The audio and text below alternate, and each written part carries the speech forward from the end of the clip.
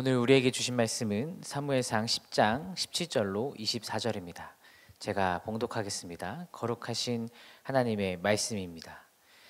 사무엘이 백성을 미스바로 불러 여호와 앞에 모으고 이스라엘 자손에게 이르되 이스라엘 하나님 여호와께서 이같이 말씀하시기를 내가 이스라엘을 애굽에서 인도하여 내고 너희를 애굽인의 손과 너희를 압제하는 모든 나라의 손에서 건져내었느니라 하셨거늘 너희는 너희를 모든 재난과 고통 중에서 친히 구원하여 내신 너희의 하나님을 오늘 버리고 이르기를 우리 위에 왕을 세우라 하는도다.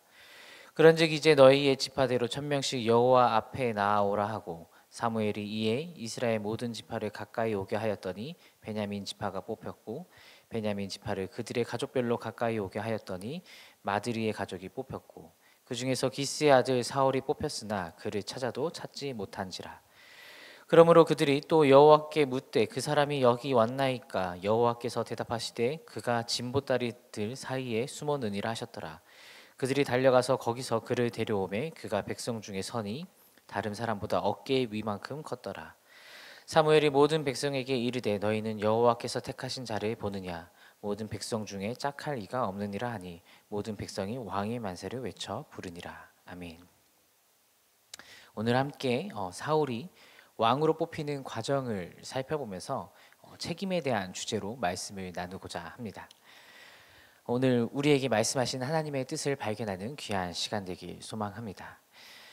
17절에 사무엘이 다시 한번 백성들을 미스바로 이제 불러 모읍니다. 이 장면은 이전에 있었던 이제 사무엘이 하나님께로 돌아가자라고 외쳤던 회개의 집회였는데 하나님의 통치를 이번에는 다시 세우는 집회가 되고 있습니다. 이번 집회는 하나님의 조금 성격이 다른데 이스라엘 백성에게서 인간의 통치를 왕을 세우는 목적을 가진 집회입니다. 이스라엘 백성들의 계속된 요구와 이제 하나님의 허락 아래서 이제 왕을 뽑게 된 것이죠. 여기서 우리는 사무엘의 순종의 모습을 발견할 수 있습니다. 이스라엘 백성들은 출애굽 이후에 계속된 하나님의 역사와 통치 아래서 구원을 경험을 했습니다. 그렇지만 이스라엘 백성들은 다른 나라들처럼 계속해서 왕을 요구했습니다. 세상 나라들처럼 눈에 보이는 왕을 요구한 것이죠. 그런데 사무엘이 이것을 느끼기에는 하나님에 대한 배신이라고 생각을 했습니다. 그리고 하나님께 불순종한다라고 생각을 했을 것이죠. 그럼에도 불구하고 사무엘은 자신의 뜻을 내려놓고 백성들에게 왕을 선출을 합니다. 이 부분에서 하나님의 섭리를 느낄 수 있는 부분이 나타납니다. 바로 이제 제비 뽑기를 한 것이죠.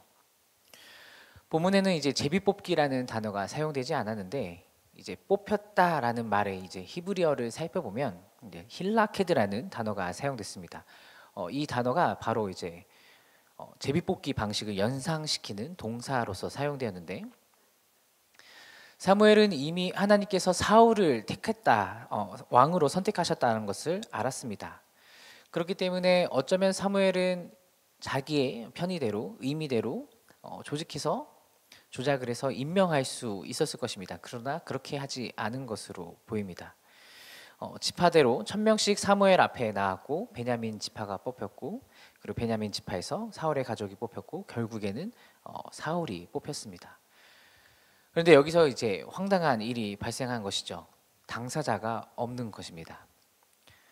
사울이 기름 부음을 통해서 왕으로 지명되었음에도 불구하고 선지자의 명령에 불순종해서 자신을 이제 백성들 앞에서 증명해야 하는 자리임에도 불구하고 진보다리 사이에 숨어버린 것입니다.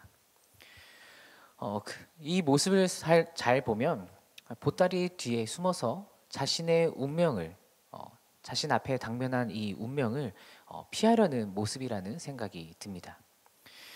그러나 하나님께서 사울을 지목하셨고 진 보따리에 숨어있던 사울을 사무엘 앞으로 백성들 앞으로 데리고 나옵니다. 이러한 모습을 보면서 사울의 성향을 조금은 이해할 수 있습니다. 그는 마음이 연약하고 내성적인 사람이었습니다. 어떤 사람은 그 사울의 성격을 겸손한 사람이다라고 해석하기도 합니다. 그런데 저는 이 모습들을 보면서 겸손이라기보다는 책임 회피에 가깝다라는 생각이 들었습니다. 그럼에도 불구하고 하나님께서 그를 사용하시겠다고 지목하셨고 제비를 통해서 하나님의 뜻을 사울에게 보여주셨습니다.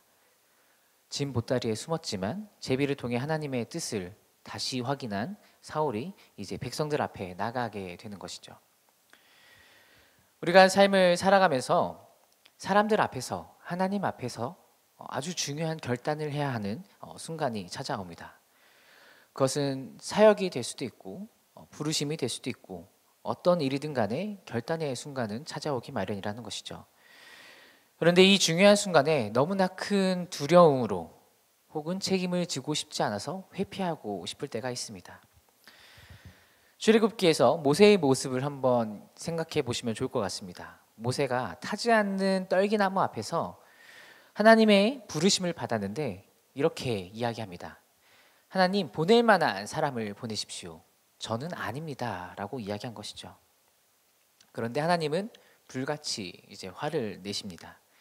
하나님께서 화를 내신다는 것은 사람이 생각하는 화가 아니라 너의 목숨을 당장 걷어들이겠다라고 말씀하신 거나 다름없습니다.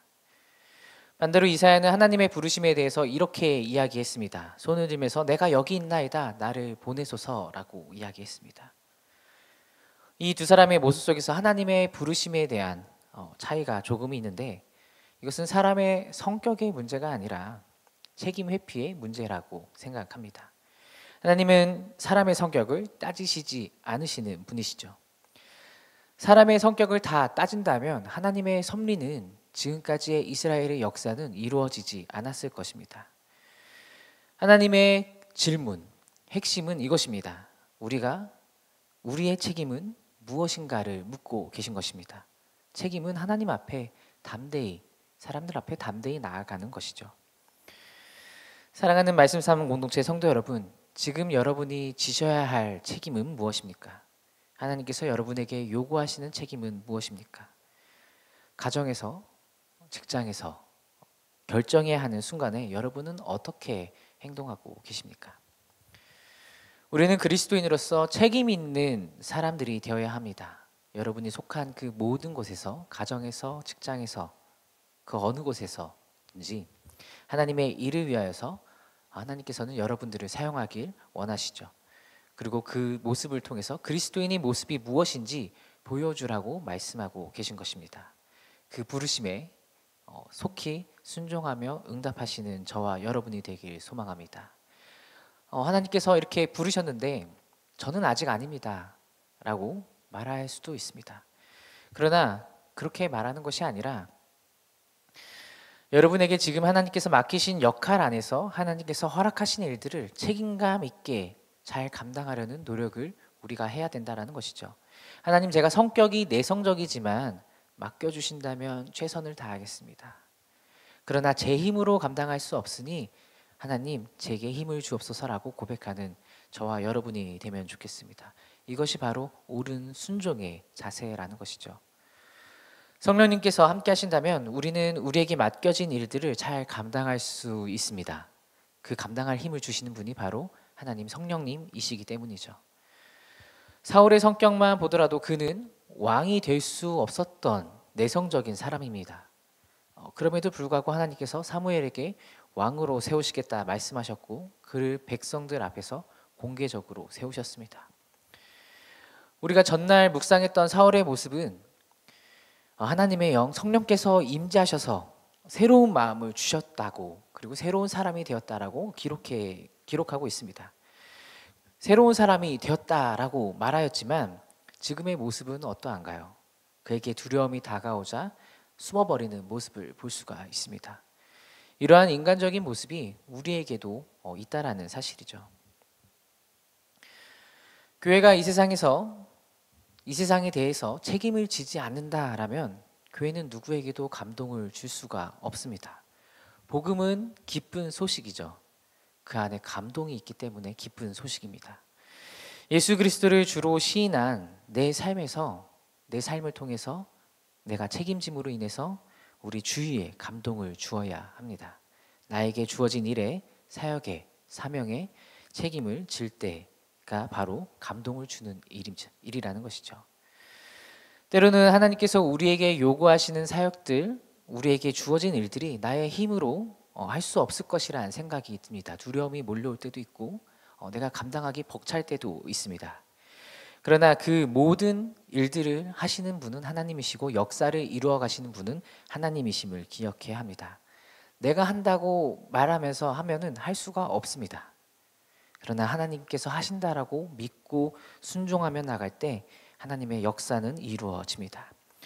우리는 사울처럼 무너질 때도 있지만 매일의 삶 속에서 성령 하나님과 동행한다면, 매일매일 새로운 마음으로 새로운 사람으로 나아간다면 우리에게 주어진 그 모든 일을, 우리에게 주어진 하나님의 그 모든 일을 넉넉히 감당할 수 있을 것입니다. 이것을 확신하며 오늘의 삶을 살아가시는 모든 말씀상 공동체 성도 여러분들 되시길 주님의 이름으로 축복합니다. 기도하겠습니다. 하나님 감사합니다. 오늘 이 시간 사울을 묵상하면서 나에게 주어진 책임이 무엇인지 한 번 더 점검하면서 나아갑니다. 하나님, 내가 한다고 생각하는 것이 아니라 하나님께서 이루신다라고 믿고 나갈 수 있도록 도와주옵소서. 하나님의 일은 성격에 따라서 이루어지는 것이 아니라 내가 그것을 하나님을 순종하면서 책임지고 나아갈 때 이루어지는 것임을 굳게 믿습니다. 매일의 삶 속에서 성령님과 동행하며 매일 새로운 마음으로 새로운 사람으로 나아갈 수 있도록 주님 함께하여 주옵소서. 감사드리며 예수 그리스도의 이름으로 기도드립니다. 아멘. 함께 공동기도 제목을 읽고 기도하도록 하겠습니다. 지금 들은 말씀이 내 삶으로 이어지게 하옵소서. 교회 설립 60주년의 모든 말씀 사역과 7인 소그룹 사역 가운데 하나님께서 힘과 능력으로 함께하여 주옵소서. 말씀상 공동체의 다음 세대와 싱크 청년부가 우리 교회의 기둥이 될 수 있도록 말씀과 지혜로 도와주옵소서.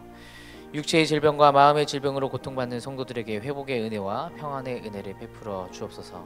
재난과 재해 그리고 전쟁 가운데 있는 오늘의 세계 모든 나라에 하나님의 평화가 흐르게 하옵소서. 공동기도 제목과 가지고 나오신 개인의 기도 제목들을 함께 기도하시다가 삶의 자리로 나아가겠습니다. 함께 기도하겠습니다. 사랑이신 주님, 이 시간 주님의 말씀을 다시금 마음에 새기며 나아갑니다. 하나님, 우리가 책임감 있는 사람으로 그러한 그리스도인으로 살아가길 소망합니다. 마음의 연약함으로 하나님의 일을 그저 나는 할 수 없다고 회피하는 것이 아니라 이 사역처럼 제가 여기 있나이다라고 손을 들고 나가는 우리 모두가 되게 하옵소서. 또한 우리에게 그 모든 일을 감당할 수 있는 힘을 주시고 주님께서 명령하신 그 사역들을 잘 감당할 수 있도록 상황과 환경과